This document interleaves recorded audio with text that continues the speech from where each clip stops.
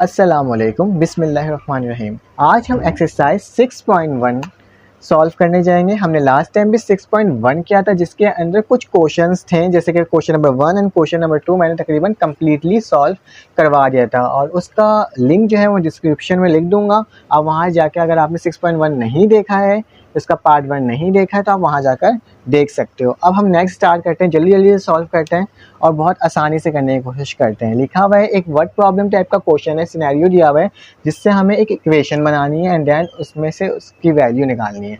लिखा हुआ है when a number is added to 4। लिखा हुआ है एक नंबर है जो ऐड हो रहा है 4 से। The result is equal to, उसका रिजल्ट क्या निकल रहा है, मतलब उसका इक्वल टू के बाद जो आंसर क्या आ रहा है, सब्ट्रैक्टिंग 10 फ्रॉम 3 टाइम्स ऑफ 8। मतलब आपको मैं आसान अल्फाज में बताता हूँ। लिखा हुआ है when a number is added to 4, मतलब एक ऐसा नंबर जो ऐड हो रहा है, वो नंबर हमें नहीं मालूम, तो हम उसको ऐसे सपोज कर लेते हैं कि वो नंबर क्या है, x। ठीक है, the number is added to 4, मतलब वो नंबर किससे ऐड हो रहा है, 4 से, और इज इक्वल टू सब्ट्रैक्टिंग, मतलब उसका जो रिजल्ट आ रहा है वो क्या आ रहा है, सब्ट्रैक्टिंग 10 फ्रॉम 3 टाइम्स ऑफ 8। ये 3 टाइम्स क्या होगा, 3 तो 3 रहेगा, लेकिन टाइम्स ऑफ 8 मतलब उस नंबर के अकॉर्डिंग होगा, उस नंबर के इक्वल होगा। तो 3 टाइम्स ऑफ 8 का मतलब होगा 3 टाइम्स ऑफ 8 नंबर, तो मतलब x जो था वो नंबर था, उसका 3 गुना हो जाएगा, तो 3x लिख देंगे। ठीक है, तो अब इसको लिखने का तरीका क्या होगा, आसान सा। मैंने ये तो समझ में आ रहा है, when a number is added to 4, मैंने x प्लस 4 लिख दिया, इज इक्वल टू सब्ट्रैक्टिंग 10, मतलब उसको सब्ट्रैक्ट कर देना है 3 टाइम्स ऑफ 8, मतलब 3x से, क्योंकि हमने बचपन से सीखा है कि फ्रॉम का वर्ड जब आ जाता है और सब्ट्रैक्टिंग हो रही होती है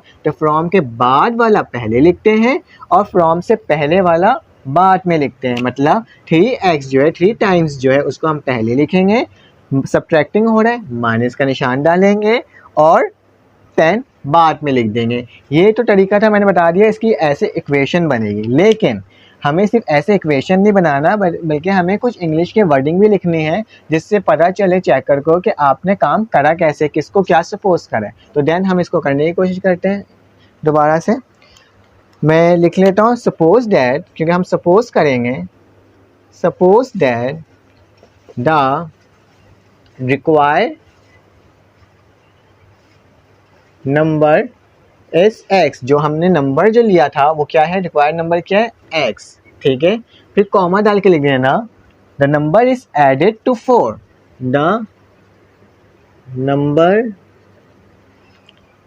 इज एडेड टू 4, मतलब x प्लस 4, वो नंबर किससे ऐड हो गया, 4 से। फिर लिखा हुआ है the result is to subtracting, इसे आगे लिख देना, the result is subtracting 10 from 3 times of 8। मतलब इसका मतलब क्या होगा, the result is subtracting 10 from 3 times of 8, मतलब 10 माइनस 3x। तो इसको दोनों को मिलाकर लिखना है, तो यहाँ पे आराम से लिख देना, according to the given condition, according to given condition यहाँ पे इक्वेशन में क्या है, पहले हमारे पास x प्लस 4 है, एक नंबर है जो ऐड हो रहा है 4 से, जिसका रिजल्ट आ रहा है, सॉरी यहाँ पे 3x पहले नहीं, पहले 3x आएगा और फिर 10 आएगा, कितने फ्रॉम के बाद वाला पहले लिखते हैं और पहले वाला बाद में लिखते हैं। 3x हमने पहले लिखा, भी 10 is equal to 3x minus 10। इसको सिंपली हमें सॉल्व करना है, जैसे हम सॉल्व करे जा रहे थे। लाइक किस तरह से, इम्प्लाइज जेड का निशान डालना नहीं भूलिएगा। किस तरह से, जितने भी वेरिएबल वाले नंबर होंगे वो इक्वल टू से पहले, और जितने भी कांस्टेंट टर्म होंगे वो इक्वल टू के बाद। कैसे देख लेते हैं, x यहीं पर लिखा, 3x प्लस में है, वहाँ जाए क्या हो जाएगा, माइनस में हो जाएगा। इक्वल टू का निशान वैसे ही डालेंगे, माइनस 10 वैसे ही लिखेंगे, प्लस है 4, ये इक्वल टू के बाद जाके क्या हो जाएगा, -4। ठीक है, यहाँ तक बिल्कुल ठीक है, कोई प्रॉब्लम नहीं। फिर देन आगे करते हैं, हमें x में से 3x हटा देना है, क्योंकि माइनस हो रहा है, तो क्या हो जाएगा, इसकी वैल्यू क्या आ जाएगी, 2x आ जाएगी माइनस की। और ये क्या है, 10 में से माइनस माइनस प्लस ही होगा, लेकिन निशान माइनस का डलेगा क्योंकि माइनस हो रहा है। 10 में से प्लस 4 करके क्या हो जाएगा 14 हो जाएगा, और ये क्या आ जाएगा -14। अब इसको सिंपली क्या करो, हमें x की वैल्यू निकालनी है, तो x की वैल्यू निकलेगी -2 जो इसके साथ मल्टीप्लाई हो रहा है वो नीचे जाके क्या हो जाएगा, डिवाइड हो जाएगा। किस तरह से, x लिखा -14 वैसे लिखा, ये 2 जो था ये माइनस हो रहा था, डिवाइड हो रहा था, मल्टीप्लाई हो रहा था, तो वहाँ जाके क्या हो जाएगा, डिवाइड हो जाएगा। ये कटा, 2 1 ज़ा 2, 2 7 ज़ा 14, तो मतलब जो हमारे पास आंसर आ रहा है वो क्या आ रहा है, रिक्वायर्ड नंबर क्या होगा 7 आंसर। ठीक है, अगर आप इस वैल्यू को 7 को अगर गिवन इक्वेशन में अगर पुट करके देखोगे 7 7, जो इसका आंसर आएगा ना वो सेम होगा एस इसके। ठीक है, अब हम क्वेश्चन नंबर 4 सॉल्व करेंगे। ये भी वर्ड प्रॉब्लम है, तो हमने 2 करा, 3 करा एंड अब 4 करने जा रहे हैं। इसमें क्या लिखा हुआ है, बिलाल इज, एक लड़का है Bilal is 6 year older than Ali. एक लड़का है बिलाल जो 6 साल बड़ा है अली से। तो हम क्या करते हैं, सपोज कर लेते हैं, सपोज करते हैं, क्योंकि हमें अली की तो एज नहीं पता, क्योंकि इसने बताया नहीं है कितने साल का है या कितने साल का बड़ा है, क्योंकि हमें निकालना है how old are both of them. तो क्या लिखा हुआ है, Bilal is 6 years older than Ali. तो हम सपोज कर लेते हैं कि अली जो है, Ali is x year old, मतलब हमने सपोज कर लिया जो अली है वो x ईयर का है, एक वेरिएबल दे दिया, नाम दे दिया है जिसको हमने x, वो x साल का है। तो देन, तो इससे यही पता चल रहा है, तो हम ऐसे लिख सकते हैं, so Bilal is x + 6 year old. जाहिर सी बात है जब अली 6 साल का छोटा है, मतलब अली इस x ईयर ओल्ड, मतलब हमने अली को एक x ईयर दे दिया, और बिलाल क्या है, बिलाल उससे 6 साल का बड़ा है, तो जाहिर सी बात है, तो सो बिलाल इस x के साथ हम प्लस कर देंगे 6, कि अली 6 x है और उसमें हम प्लस कर देंगे 6 ईयर ओल्ड, क्योंकि वो उससे बड़ा हो जाएगा। ठीक है, फिर लिखा हुआ है 5 ईयर फ्रॉम नाउ, 5 ईयर के बाद तक, अब तक उसकी एज 40, मतलब वो इक्वल के 40 के बराबर है, तो उसकी एज अभी क्या होगी, मतलब उसकी एज क्या निकलेगी। तो सिंपल, आफ्टर 5 ईयर लिख लो, 5 ईयर के बाद है तो क्या लिखेंगे यहाँ पे, आफ्टर 5 ईयर, आफ्टर 5 ईयर साल बाद तो क्या लिखेंगे, अली इज x + 5, क्योंकि अली की एज x थी, 5 साल बाद उसमें 5 साल हम ऐड कर लेंगे। और ठीक है, ईयर ओल्ड इसके आगे लिख लेना, और फिर इसके बाद क्या लिखेंगे, बिलाल की एज क्या थी हमारे अकॉर्डिंग, जो 6 साल बड़ा था अली से, तो x + 6 के साथ हम क्या कर लेंगे, 5 साल गुजर चुका है तो उसमें 5 और प्लस कर लेते हैं। लाइक इस तरह से बिलाल लिखा, बिलाल इज क्या है, x + 6 से बिलाल, क्योंकि 5 साल गुजर चुका है तो हम उसमें एक और क्या कर लेते हैं, 5 को ऐड कर लेते हैं, तो वो अभी इतने साल का है। According to the given condition, according to the given condition, question की जो कंडीशन है, according to the given condition, question की कंडीशन का अकॉर्डिंग क्या लिखा है, वो किसके, उसकी एज अब तक कितनी हो, 40 के बराबर हो चुकी है। तो हमने क्या करना है, सिंपल क्या लिखना है, x + 5, ठीक है। फिर उसके बाद आप लिखोगे, प्लस का निशान डालोगे, क्योंकि ये दोनों एक दूसरे से प्लस ही होंगे ना, क्योंकि हमें इक्वल बनाना है। सम लिखा हुआ है, सम क्या लिखा हुआ है, the sum of their age. तो हम क्या करेंगे, इसका सम निकालेंगे, दोनों की एज का सम निकाल लेंगे।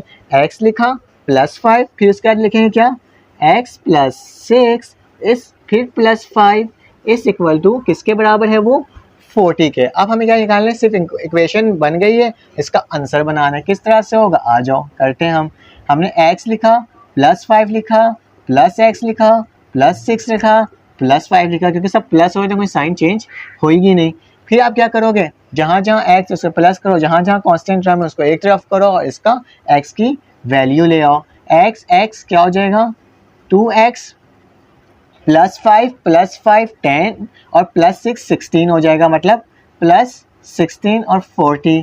अब क्या सिंपल तरीका क्या है, सिंपल तरीका ये है कि आपको ये जो कांस्टेंट टर्म है वो आप उधर ले जाओ, उधर ले जाओगे तो क्या होगा, तो x 40 - 16, 40 में से 16 जाएगा तो कितना बचेगा, 40 जो आपके पास है, 40 में से आप माइनस कर दो 16 को, तो आपको पता ही है, सिंपल सी बात है, 2x लिखा, 14 में से -16 हुआ, तो आपके पास बचा 24 है, तो इसको ये इसके साथ क्या हो रहा है, मल्टीप्लाई हो रहा है, नीचे जाके क्या हो जाएगा, डिवाइड हो जाएगा। तो क्या लिखो, x लिखा 24 और यहाँ पे 2 लिख लो, 2 1 ज़ा 2, 2 1 ज़ा 2, 2 2 ज़ा 4, तो मतलब x की वैल्यू क्या आई, x की वैल्यू हमारे पास आ गई 12।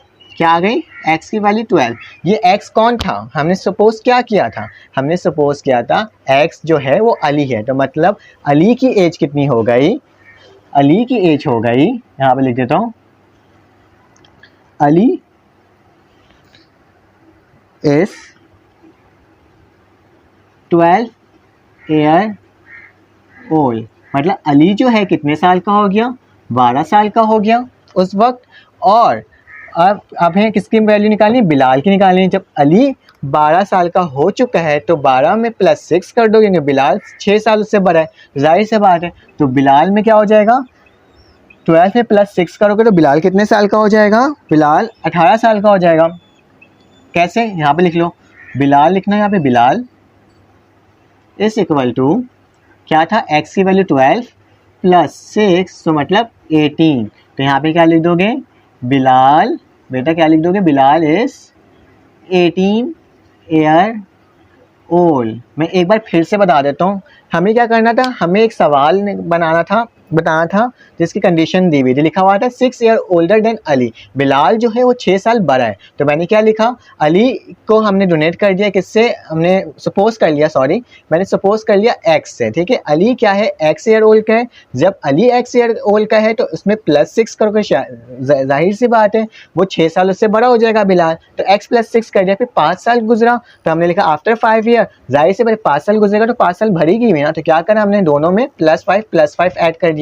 कंडीशन के अकॉर्डिंग हमें सम निकालना है, सम ऑफ देयर एजेस, तो दोनों के एजेस को लिखा, सम निकाला, हमने वैल्यू निकाली, तो हमारे पास x की वैल्यू 12 आ गए। हमने x डोनेट किया था अली, तो अली 12 साल का हो गया, और इसी 12 साल में +6 करा तो हमारे पास बिलाल की एज आ गई जो 18 थी। सिंपल। अब हम क्वेश्चन नंबर 5 सॉल्व करने जा रहे हैं, बहुत आसान सा है। 5 क्वेश्चन में लिखा हुआ क्या है, find the solution set, find the solution set of the flowing equation and also verify the answer. बहुत आसान है, इजी है, सबसे मुझे मज़े का टॉपिक या मज़े का एक्सरसाइज के जो क्वेश्चन होता है मुझे यही लगता है, क्योंकि इसमें ना बहुत मज़ा आता है, इसमें आपको पता चल जाता है कि आंसर क्या है। ठीक है, चलें सॉल्व करते हैं, ऐसी मज़े से करेंगे जिस तरह से करते हैं। हमें बस किसी न किसी तरह से x की वैल्यू निकालनी है, और निकालने के बाद फिर आपको बताता हूँ क्या करनी है। ठीक है, तो सबसे पहले हम क्या करेंगे, इसी क्वेश्चन को हम उतारेंगे इम्प्लाइज दैट का निशान डाल करके x = 7। ठीक है, अब क्या करना है, हमें वैल्यू किसकी निकालनी है, इस x की निकालनी है। तो इसके साथ जो 6 है वो समझिए फजूल है, आपको जो चीज़ है आपको अलहदा करना है x को, तो क्या करेंगे 6 को = के बाद ले जाएंगे। चलें आ जाएँ, क्या करते हैं, 6 को वैसे ही लिखा, नहीं सॉरी अंडर रूट लगाया आपने, x लिखा, 7 वैसे ही लिखा, और ये +6 था वहाँ जाके -6 हो गया। ठीक है, अब क्या करोगे आप कुछ नहीं करोगे, 7 में से 6 माइनस करो, क्या बच रहा है, 7 में -6 करोगे तो 1 बचेगा, आपको ये पता है और ये मुझे भी पता है। अच्छा बेटा अब क्या करना है, अब बहुत आसान तरीका ये है कि हमें x की वैल्यू निकालनी है ना, तो x की वैल्यू निकलेगी, लेकिन ये क्या लिखा हुआ है, इसके साथ अंडर रूट लगा हुआ है। जब रूट लगा हुआ होता है तो उस रूट की वैल्यू को हटाने के लिए हम क्या करते हैं, स्क्वायरिंग कर देते हैं। तो हम एक काम करते हैं, हम लिख दें यहाँ पे स्क्वायरिंग ऑन बोथ साइड। हम क्या करते हैं, दोनों जगह स्क्वायर लगा देते हैं ताकि हमारी रूट की वैल्यू हट जाए और सिर्फ x की वैल्यू आ जाए। आ जाओ, क्या करते हैं, यहाँ पे अंडर रूट लगा था, x वैसे ही लिखा, स्क्वायर लगा दिया, 1 लिखा हुआ था, स्क्वायर लगा दिया। बच्चे को पता है कि जब ये कटता है तो क्या बचता है, x ही बच जाता है, और x और 1 की जितनी भी पावर हो वो 1 के ही बराबर होती है। तो क्या हो गया, हमारे पास x की क्या वैल्यू आ गई, 1 आ गई। लेकिन आंसर यहाँ पे आगे ख़त्म नहीं हुआ, बल्कि अभी कहानी स्टार्ट हुई है। वो क्या करना है, आपको जो 1 है ना, इसको वेरीफाई करना है कि ये x की पावर 1 आई है, क्या ये सही है या नहीं है। तो मैं एक काम करता हूँ, यहाँ पे मैं वेरीफाई भी कर देता हूँ। वेरिफिकेशन की हेडिंग डाल देना, वेरिफिकेशन। इसको किस तरह से करेंगे वेरिफिकेशन, जो सवाल है हमारे पास हमारे पास सवाल को हम इक्वेशन नंबर 1 लिख देते हैं, ठीक है।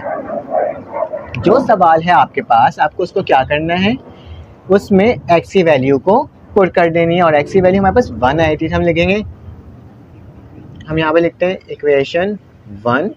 हमारे पास इक्वेशन 1 क्या है, 6 plus under root x is equal to 7, लिख देना पुटिंग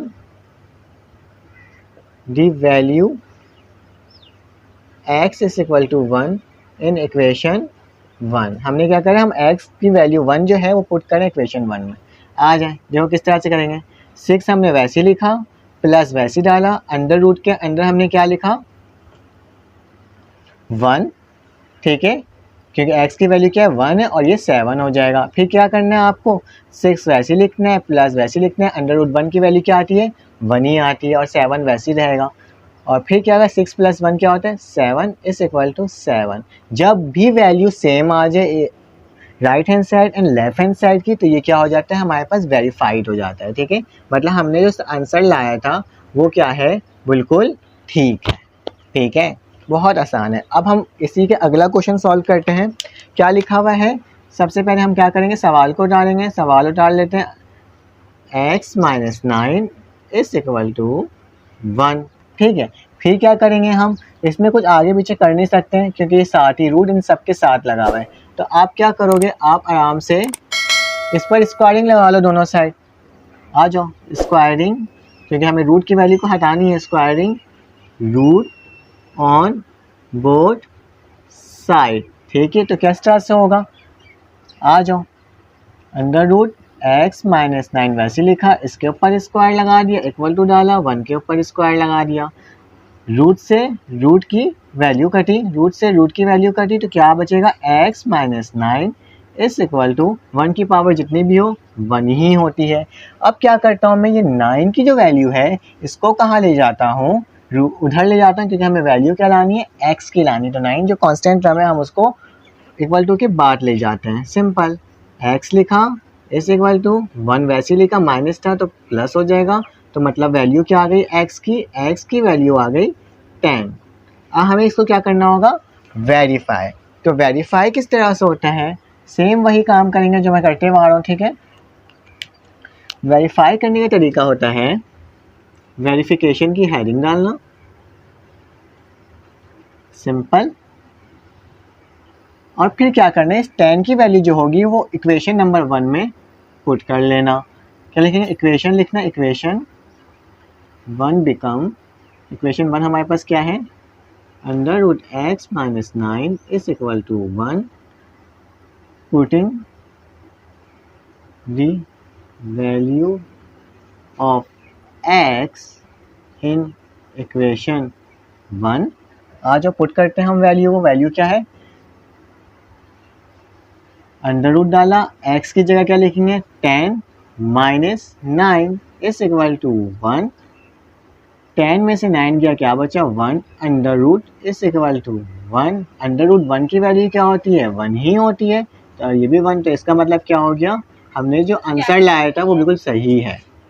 अब हम क्वेश्चन नंबर 4 सॉल्व करने जा रहे हैं। क्वेश्चन नंबर 4 हम सॉल्व कर रहे हैं, मैं वही क्वेश्चन सॉल्व कर रहा हूँ जो मुझे लग रहा है इंपॉर्टेंट है, या एक जैसे जो सवाल है उससे थोड़ा सा अलग सवाल सॉल्व कर रहा हूँ ताकि आप वो आराम से कर सको। जो एक जैसे सवाल एक मैंने कर लिया, दूसरा जो एक जैसे सवाल है वो आप कर लेंगे सॉल्व। इस तरह से आपकी ही प्रैक्टिस हो जाएगी और आपको समझ में भी आ जाएगा। और मैं कोशिश कर रहा हूँ कि वो सवाल सॉल्व करवाऊँ जो पेपर में आ सकते हैं, ठीक है। तो क्या सवाल है, इसी सवाल को हम क्या लिखते हैं, वापसी उतारते हैं, 4x प्लस 5 रूट लगाया, इक्वल टू लिखा, फिर क्या लिखा है 3x माइनस 7। अब इसमें कोई चारा नहीं है रूट हटाने के अलावा, तो हम क्या करते हैं, हम एक काम करते हैं, हम सबसे पहले रूट निकाल देते हैं, रूट को हटा देते हैं, एलिमिनेट कर देते हैं। किस तरह से करेंगे, स्क्वायरिंग करेंगे तभी तो रूट निकलेगा, स्क्वायरिंग ऑन बोथ साइड, ठीक है। तो आपने क्या करना है, रूट डालना है, 4x लिखना है, प्लस 5 लिखना है और इसके ऊपर स्क्वायर लगा देना है। फिर क्या लिखना है, फिर रूट लिखना है, 3x लिखना है, माइनस 7, फिर इसके ऊपर स्क्वायर लगा देना है। कितना आसान है। अब क्या करोगे आप बेटा, कोई घबराने की ज़रूरत नहीं है, इसे काटो, इसे काटो, इसे काटो, इसे काटो, क्योंकि स्क्वायर से रूट कट जाता है। वह मैं आपको बताऊंगा कि स्क्वायर से रूट क्यों कटता है। आसान सी बात है, क्योंकि हमें मालूम है रूट की वैल्यू क्या होती है, 1/2 होती है। और हम जब उसके ऊपर एक और स्क्वायर लगा दें तो क्या होगा, 2 से 2 कटेगा तो क्या वैल्यू आएगी, 1 आएगी। तो इसलिए कहते हैं कि स्क्वायर से रूट कट जाता है। सिंपल सी बात ये थी। तो खैर हम आगे आते हैं, हमारे पास बचा क्या है, हमारे पास बचा है 4x + 5 = 3x - 7। अब हम क्या करेंगे, सारे वेरिएबल नंबर को इधर ले जाएंगे और कांस्टेंट टर्म को इक्वल टू के बाद ले आएंगे, क्योंकि हमने बार बार इसे सॉल्व कर लिया है। तो 4x लिखा प्लस 3x यहाँ के क्या हो जाएगा -3x, ये -7, वैसे ये +5 टर्म वहाँ जाके क्या हो जाएगा -5 हो जाएगा। फिर क्या होगा, 4 में से 3 गया तो एक बचा, तो हम x ही लिखेंगे। -7 है, -5 है, तो -12 आपका फाइनल आंसर आएगा। लेकिन हमें वेरिफिकेशन भी करना है क्वेश्चन के अकॉर्डिंग, तो हम क्या करेंगे, वेरिफिकेशन की हेडिंग डालेंगे। सबसे पहले वेरिफिकेशन की हेडिंग डाली आपने, और फिर क्या करोगे, इससे सबसे पहले इक्वेशन 1 डोनेट कर दोगे और यहाँ लिख दोगे putting the value of x in equation 1। हम क्या करेंगे, इक्वेशन 1 पे इसकी वैल्यू पुट कर देंगे। बहुत आसान है, सिंपल सा है। क्या करोगे, जहाँ जहाँ x की वैल्यू है वहाँ वहाँ पुट कर दोगे -12। तो आ जाओ, हमारे सवाल के इक्वेशन 1 हमारे पास आ गया है। ठीक है, तो हम इसमें क्या लिखेंगे, अंडर रूट डालेंगे, 4 लिखेंगे, x लिखा हुआ है तो क्या हो जाएगा -12, फिर प्लस है 5। ठीक है, यहाँ तक ठीक है। अब क्या करोगे, इक्वल टू का निशान डालोगे, 3x है, 3x की जगह क्या आ जाएगा -12 आ जाएगा, और -7, और इन सब के ऊपर क्या लग जाएगा, रूट लग जाएगा। अब क्या करते हैं, अंदर की वैल्यू सॉल्व करते हैं। वो किस तरह से सॉल्व होगा, सिंपल सी बात है, 4 - 12 -48 प्लस 5 जो लिखा है अंडर रूट वैसे ही लिखना है। इक्वल टू का निशान डालो, 3 12 36 माइनस का और -7, क्योंकि -7 बाहर लिखा हुआ था। अब क्या करो, इससे प्लस और माइनस प्लस माइनस ही होना है इसको। तो आप क्या करोगे, 48 में जब 5 जाता है तो हमारे पास क्या बचता है 43 माइनस का अंडर रूट। लेकिन अंडर रूट के अंदर कभी भी माइनस नहीं लिखा सकता, तो इससे बेहतर है कि आप क्या कर लो, यहाँ पे भी स्क्वायरिंग कर लो, स्क्वायरिंग ऑन बोथ साइड। आसान है, अगर आपको करना है तो आप कर लो, ये आसानी की तरीका है कि आराम से हो जाए, क्योंकि अंदर रूट की वैल्यू माइनस में नहीं आती है। रूट से रूट कटा, 36 माइनस ये, और इसके ऊपर भी हमने रूट लगा दिया था और इससे ये कट गया था। हमारे पास वैल्यू क्या बची, -48 प्लस 43, तो क्या होता है -43।